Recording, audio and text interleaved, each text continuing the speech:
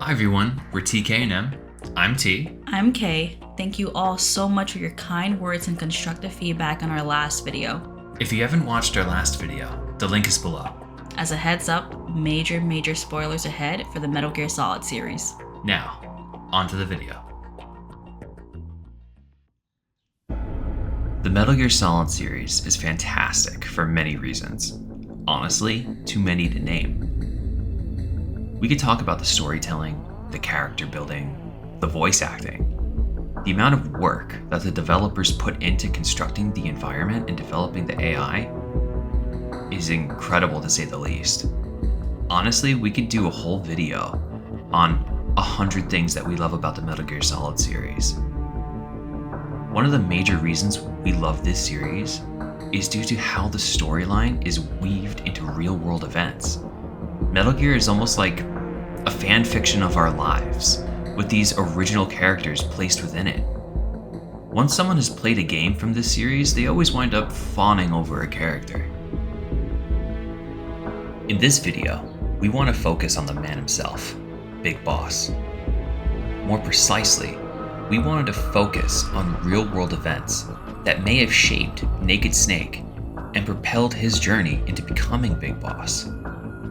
Since Kojima often placed his characters into real-world events, it's only fair that we use real-world examples to help analyze his character even further. A lot of retconning was done in this series, but we're going to focus on the most current information that we have.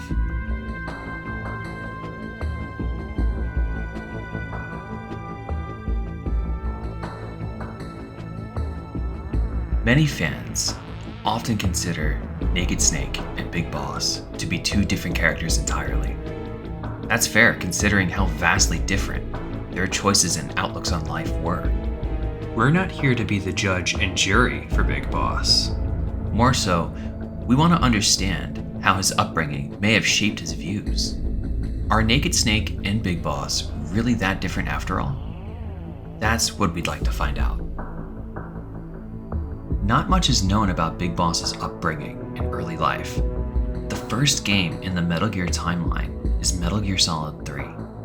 This game drops us into 1964, playing as Naked Snake at the age of 29. At this point, we know that Naked Snake, or John as he's also known as, was the protege of the boss for about 10 years. Naked Snake's career as a soldier doesn't begin when he's 19 like most folks who join. In fact, canonically, he joined the military at the age of 15. In the United States, the age in which you're able to enlist is 18 years old. With parental consent, some people are even able to enlist at the age of 17. This lands us with two possible scenarios for John. One is that he enlisted with the approval of at least one parent. Or two, he lied to join. Let's think briefly about the first scenario and the possibility of it being true. Throughout the entire series, there's never any mention of John's family. We never hear of anyone nor see anyone that's related to him other than his twin baby boy clones. While it is possible that a parent could have approved of his enlistment, they'd also have to approve of him enlisting at the age of 15 and then also lie along with him about his age. Not even in passing, in codec calls or in conversation, do we hear of any John's family members. Never do we hear John tell paramedic, "Oh, you sound just like my mother." John's relationship with his team and the boss lead us to believe that talking about his family or home life isn't something that he'd omit or lie about without any good reason. If he isn't lying about anything, then what is he omitting? The second and most likely scenario is that he signed himself up for enlistment and lied about his age. What would make someone want to enlist early? I'll be enlist at all. We don't know much of Big Boss's early life before the events of Metal Gear Solid 3. His age has been shifted around quite a bit, but it's currently agreed upon that he was born in 1935. The Great Depression, as of right now, was the greatest economic disaster in American history. Thousands lost their homes, savings, and jobs. Schools became a luxury as every family member looked to gain an income to support their family. Many families, children included, were malnourished and emaciated. Childhood ended early for most during this time. The New Deal brought in a lot of economic relief, but for many, it didn't happen fast enough. It wasn't until the United States entered World War II in December 1941, in which the economy actually took a turn for the better. John at that time was 6 years old. When the war ended, John was 10. Just 5 years later, the Korean War begins, and John is now 15, which is when we know he enlists. All John knew was war. What drives someone to join the military? Is it patriotism, escape, or a mix of both? By the time World War II came to an end, Big Boss was 10 years old. Presumably impoverished and uneducated, he saw for the first time the returning soldiers, for whom were praised and celebrated. Parades upon parades sprung up across the United States. Beyond patriotism, honor, and prestige, the military itself has been seen as an out for people in dire socioeconomic circumstances. Big Boss wouldn't have been the first person to see a lucrative escape route from the poverty and trauma he might have experienced in his earlier years. Calvin Graham was only 12 years old when he enlisted, the youngest person ever recorded to have joined the US military. Calvin was one of 7, growing up in an abusive household. He was 11 when he ran away to live in a boarding house.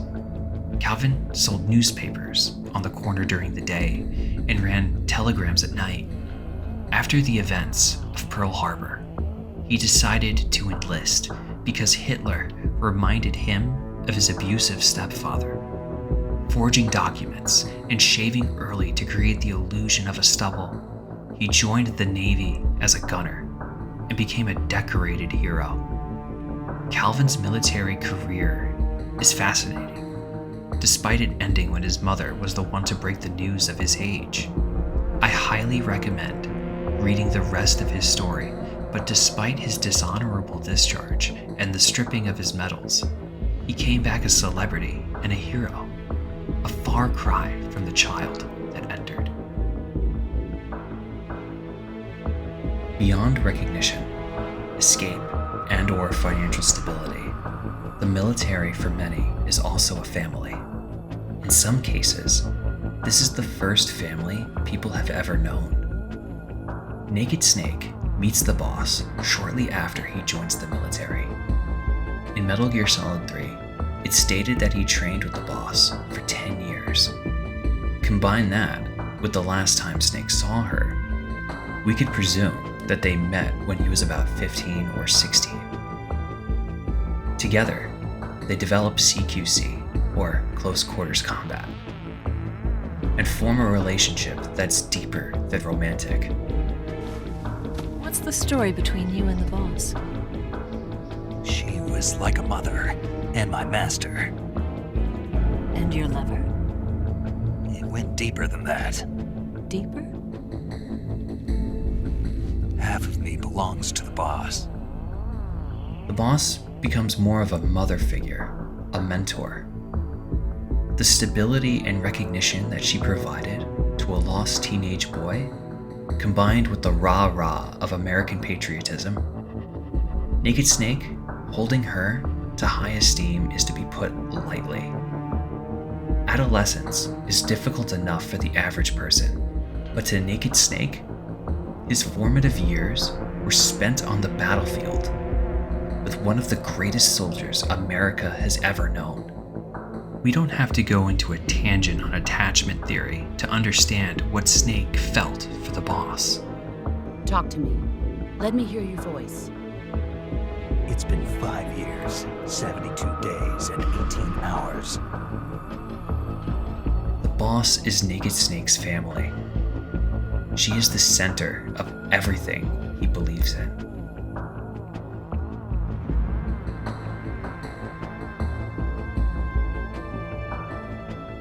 The boss's deaths are two events which throw Naked Snake into a period of contemplation, anger, and rejection. The boss's first death was not only the moment in which Snake realized how quickly the country he pledged his life to was willing to sacrifice his life, it was also the moment in which his mother, the boss, rejected him. Naked Snake spent his entire life in service of his country. He spent his early years suffering through historic event after historic event, eventually finding himself as a partner to the boss. The monologue she gives in that last battle was probably not the first story she told Naked Snake. He's probably heard of the Battle of Normandy through her eyes. It may even be possible that he heard briefly of the legendary Cobra unit. To Naked Snake, it seemed inconceivable how quickly his country would throw her away, and how quickly the boss was to throw away what they had. She gave up her life, and for what? An unmarked grave and a legacy that will be known as nothing more than a traitor to her country? How quick she was to throw her own life away. How quick she was to throw away what they had. The second time the boss died was when Peace Walker drowned itself in Lake Nicaragua. The mammal pod that Dr. Strangelove created not only caused a moment of confusion to Big Boss, but it was another moment in which he not only had to kill her again, but she rejected him again. The moment in Peace Walker when you have to remove the mammal pod's AI memory might be one of the most gut-wrenching parts in the entire series. Compared to her death in MGS3, the boss seemingly dies in an excruciatingly slow manner as her voice recording slows down, and what was once full sentences descends into utter nonsense.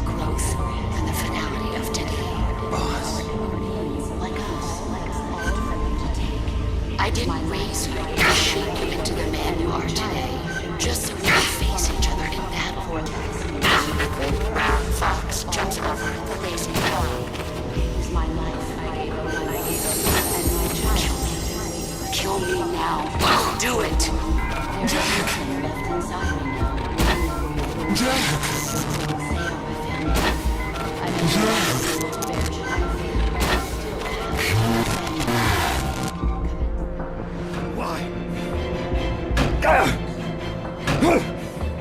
I don't understand. Answer me. Tell me why. Answer me. If Big Boss didn't have PTSD before, he does now. At the end of the first ending in Peace Walker, Naked Snake, once and for all, decides to be called Big Boss. Why do this? Why the new name? And why at this moment? We could theorize that any shred of the Naked Snake we knew in MGS3 is now gone.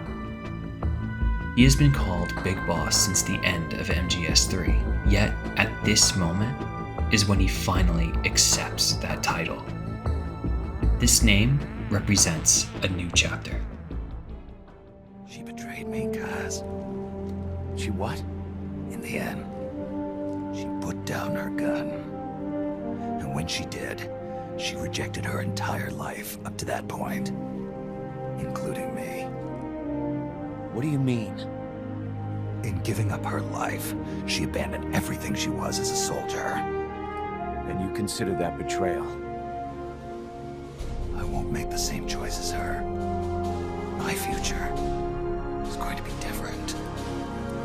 then? Yeah, that's right. From now on, call me Big Boss.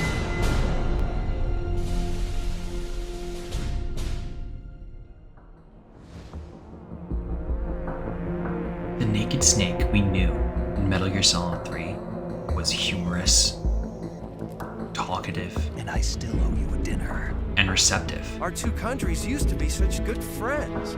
Yeah, I hear ya. Big Boss is almost the exact opposite. And why wouldn't he be? Up until Metal Gear Solid 3, his entire life has been spent for another. Whether it be for the military, the boss, or the country. Maybe you could say that Big Boss and Naked Snake are no different. That Naked Snake wasn't as willing to commit to his country as the boss was. Maybe you could say that Big Boss was always there, a culmination of his years in poverty and trauma brought to the forefront after the boss's rejection. Whatever you believe it to be, it's apparent that the trauma of his upbringing played a huge role in his understanding of the boss's will and ultimately how the world should run. Child soldiers? Makes sense. You're hombre nuevo, a new man. Now, give that new life to me. An everlasting war? Makes sense. We will forsake our countries. We will leave our motherlands behind us and become one with this earth. We have no nation, no philosophy, no ideology.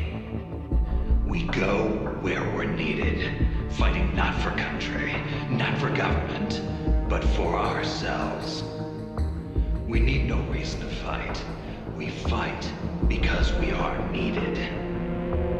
We will be the deterrent for those with no other recourse. We are soldiers without borders, our purpose defined by the era we live in. We will sometimes have to sell ourselves and services. If the times demand it, we'll be revolutionaries, criminals, terrorists. And yes, we may all be headed straight to hell. But what better place for us than this? It is our only home, our heaven and our hell. This is outer heaven. When everything you know is ultimately ripped away from you, what do you do? Accepting the Big Boss title was the first step into figuring that out.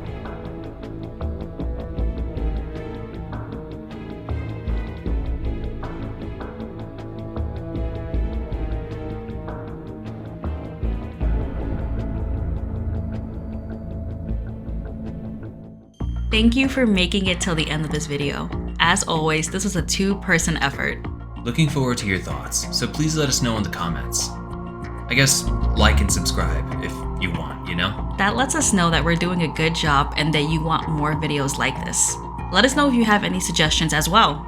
Links to our Twitch and Twitter are below, and thank you. Goodbye.